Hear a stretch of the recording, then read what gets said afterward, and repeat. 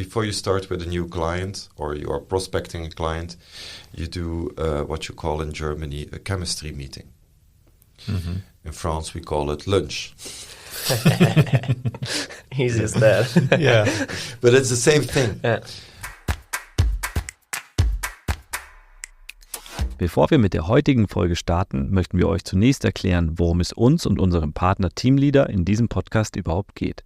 Wir laden in jeder Folge spannende Persönlichkeiten aus der deutschen Agenturszene ein, die mit ihren Erfahrungen und ihrem Wissen andere Agenturen inspirieren und motivieren möchten. Und genau dort setzt Teamleader mit seiner leistungsstarken Agentursoftware an.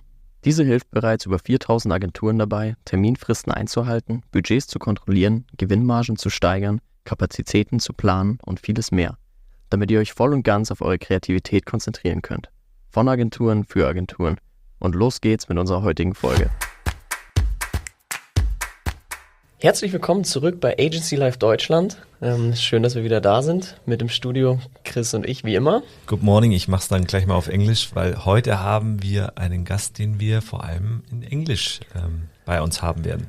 Absolut, er ist aus dem weit entfernten Belgien angereist, aus Gent. Ganz lustig eigentlich. Ich glaube, er versteht uns eigentlich komplett. Wir machen das Ganze aber heute trotzdem einmal auf Englisch. Das heißt, es wird eine kleine spezielle Folge. Ich möchte dazu sagen, er versteht uns komplett. Er hat uns gestern Abend erzählt, warum. Weil er sehr viel Fernsehen früher in Deutsch schauen musste. Aber das Sprechen, glaube ich, ein bisschen verlernt hat. Aber dementsprechend war nichts vor dir geheim gestern Abend, auch wenn wir mal auf Deutsch geswitcht sind. Genau, dementsprechend wirst dich gleich nochmal selber vorstellen, Peter, aber vielleicht ganz kurz vorab, Thema der heutigen Folge, The Roots of Agency Life. Das heißt, wir tauchen hinter die Kulissen ein und haben dafür, glaube ich, jemanden an Bord, der uns das Ganze nicht besser erklären und auch näher bringen kann. Deswegen, hi Peter, schön, dass du da bist. Hello Jona, hello Christopher. Hello. I'm Peter. I'm the showrunner for Agency Life in Belgium, France, Holland and Germany. Well, that's basically all the countries we're in. And I'm Brand Strategy Director for Teamleader.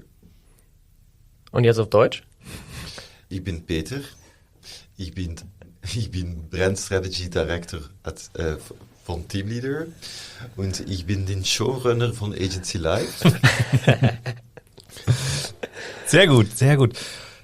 And can you spell the last name? Van Wijnaerde. Van Wijnaerde. It's basically, it translates to from the wine garden. Ah, yeah. That's nice. Yeah. Okay, that is the creative in your mind. Probably I grew up, do you know Asterix and Obelix? Yes. Yeah, I also fell in the battle, in the barrel of wine or something. Okay, our first question it's a really hard question. Do you prefer German Bratkartoffeln or Belgian fries? I think I like them all, depending on the night. Maybe on a Friday night I will want to have the fries. Okay, you know German Bratkartoffel. I think I saw them yesterday. Yeah. You were having them, right? No, Daniela was. Daniela, yeah. Yeah, it's basically, is that German? We don't know. We think basically putting a potato or sauerkraut. in the oven. Sauerkraut. I grew up on sauerkraut. Yes. Okay. Yeah. Oh, nothing is new at this podcast. We call it zuurkool. No, what was new yesterday was the giant gnocchis. Oh, it's knödel. Peter, I told you, please don't ever say that again. Okay, but jokes aside, I think it's time to dive deeper into this whole Agency Life topic. Let's start with the question how this whole format came to life in a very short way. Can you tell us more about it? Teamleader has been servicing a lot of SMBs across Belgium and Holland. And about 1/3 of those customers were agencies or creative companies.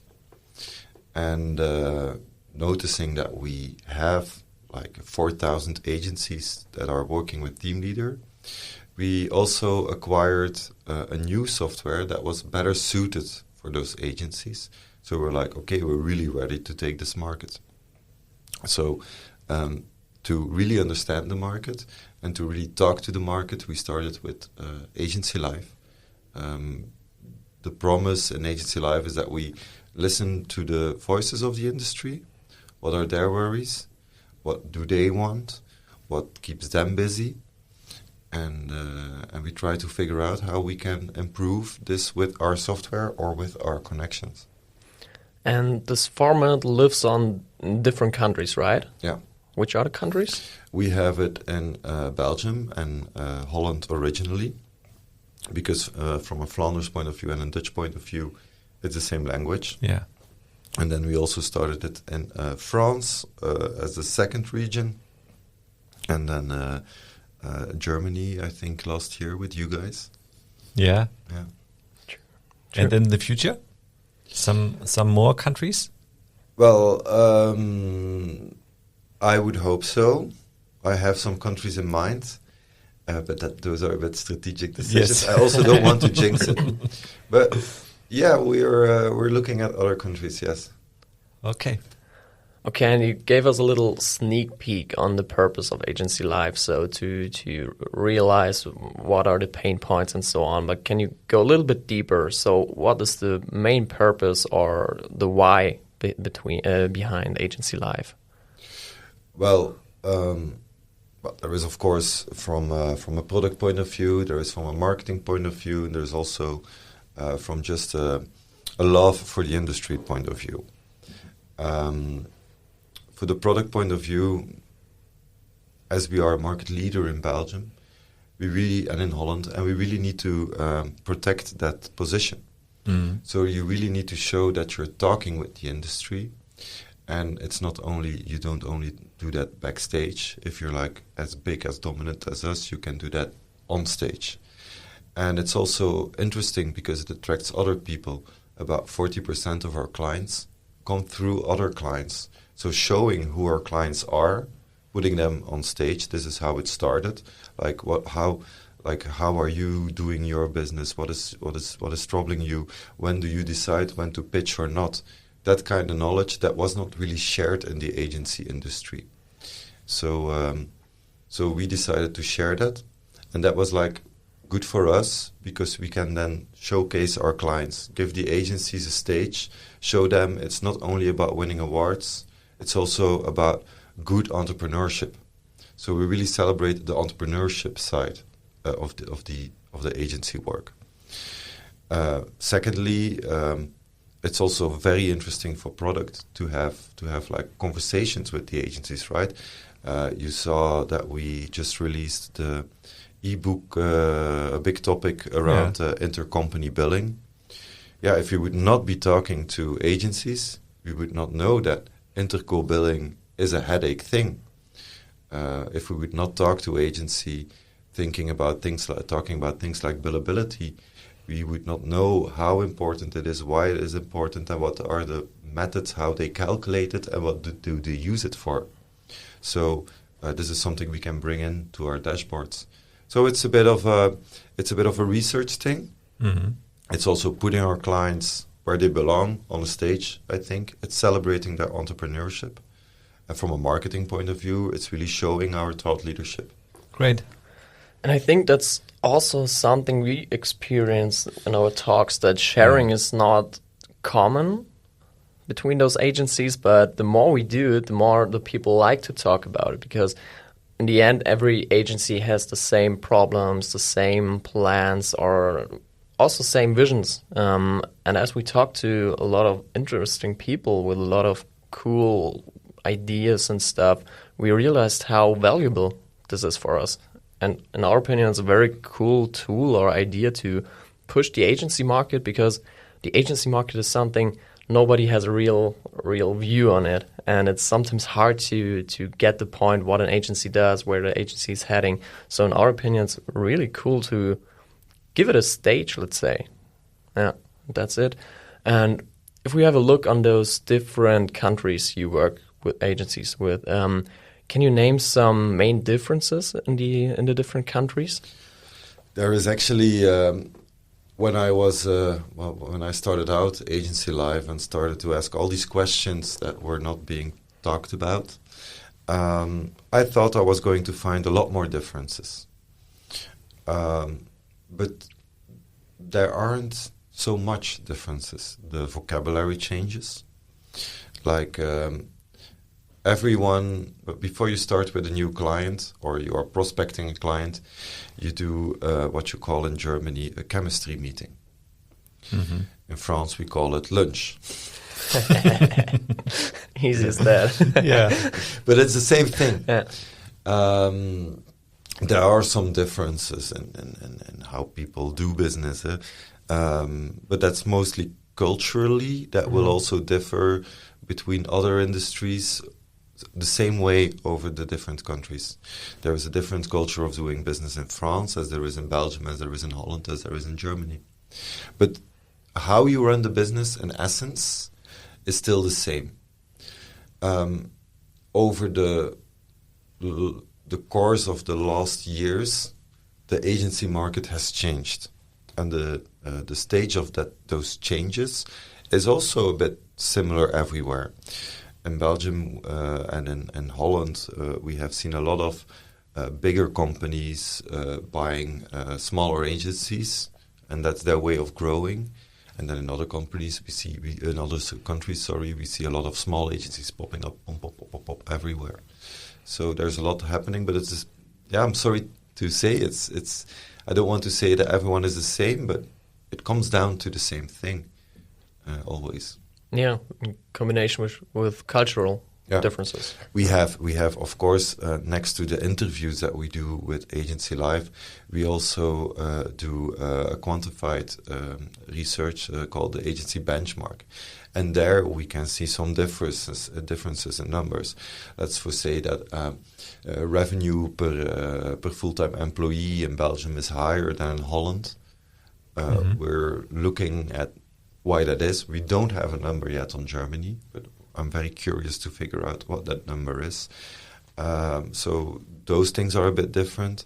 But as companies grow, as agencies grow, you see that revenue per employee lowers a little bit and then stabilizes at 50. And this is something that we saw in France. This is something that we saw not in Germany yet, because we don't have the data on Germany. We saw it in France, in Belgium, and in Holland.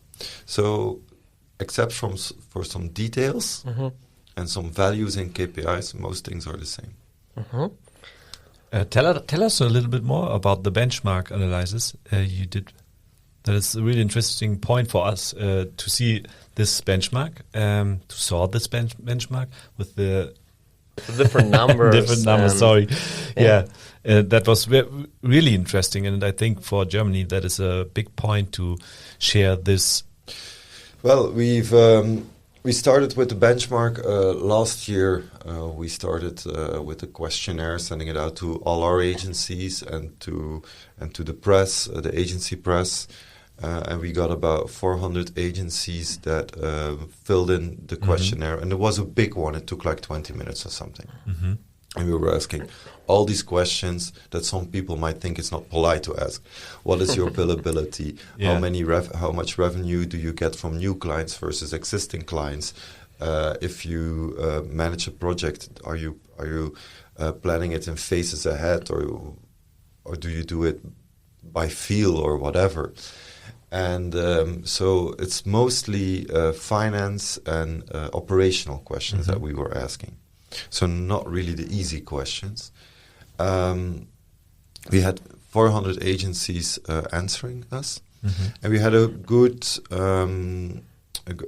feel of the differences in digital agencies, traditional agencies, IT builders, but also agencies that are 10 people big versus agencies that are 50 people big, and even some that are 200 people big. So we had a good view on these things. So we could start comparing odds and ends there. We figured out a lot of interesting numbers that are also across vertical the same. They're the same for a creative agency as they are for a digital agency. But some find it easier. Like for instance, let's say billability. The average billability, that's the amount of hours you can bill to a client, was 65%. That was a really nice number to find, because agencies would not really know what the benchmark is, first of all. Second of all, there was not a unified way of calculating it. Yeah. For instance, are you taking the holidays into account? Are those unbillable hours, or are they not in the equation? That kind of stuff. For us, they are out of the equation, just saying, because those would never have been billable to begin with. So we ended up at 65%, and we saw that was like a good thing to see, that it was across most agencies like this. And next to that, we saw it in our own data from 4,000 agencies, and we also saw that a lot of agencies, when they had to type it themselves, the numbers would really compare well. So agencies know this number of themselves. However, agencies who are working in social media, who have a lot of repetitive business, maybe like even working on retainers and stuff like that, have a higher billability rate, which helps us to look into the business models of agencies. And this is what we're doing now. We're really looking into the business models. We're looking at business models like agency as a service.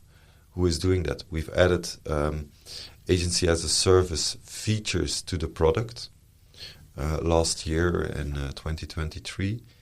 And within a few months of the agencies that were using it, so we released it to a beta group of agencies. Of the agencies that were using it, we already saw that within 4 or 5 months, they had 20% of their revenue in recurring business.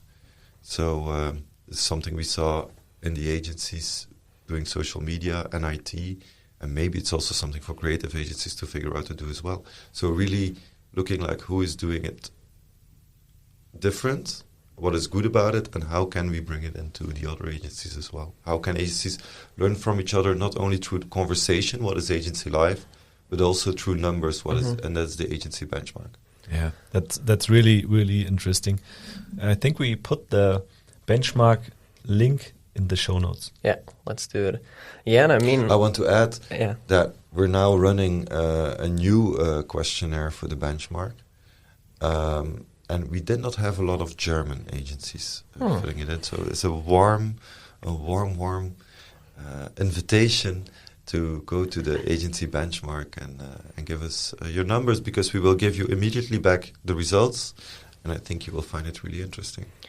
Yeah, and I mean, asking those hard questions is not easy, but it's highly important. That leads me to your interview that you organized with Michael Farmer, for example, because one of his biggest points was quantifying an agency as the hardest part, but also the most effective part to grow, to not lose employees and stuff.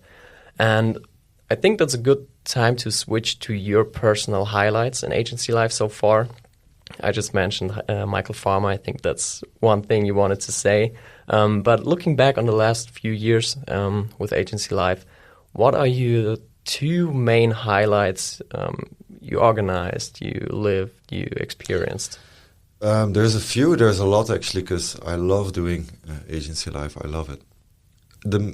One of the big highlights, and might be a cliche, was the first recording. We had 4 agencies sitting next to each other. It was also Corona times, so they had to sit like a few meters from each other. And it was quite problems with cameras and all that stuff. But we were a bit afraid, like, what are we even asking? This is very personal what we're asking.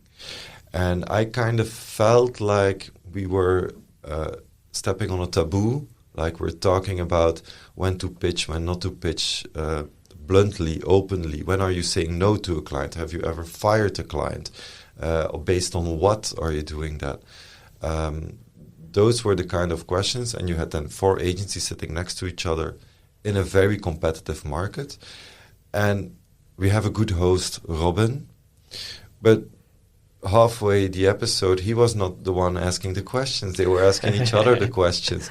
And then we took a break, we put off the cameras, And they kept talking, and I was going to my colleagues, and I was going to Robin. Oh my God, I did not know that they would be so easy to work with, but they really enjoyed it. And this is when we knew we had something. So that was like a great moment. Then, of course, bringing it to France, bringing it to Germany, meeting you guys, because that's also a big thing. We have an off-the-record dinner party with agencies in München this evening. That's why I'm here. And you get to meet a lot of agencies that you would otherwise not meet. Of course. And that's also lovely, because it's also what I said before. It's like, it's not different. An agency in Belgium is like an agency in France. It's like, it's the same thing. It does not really matter anymore where you're from. You're from an agency, so you're part of the in-group, right? And I used to work in agencies for over 15 years. So I really feel connected with it. And it's also my way to stay connected with the industry I grew up in, actually. Yeah, so I think...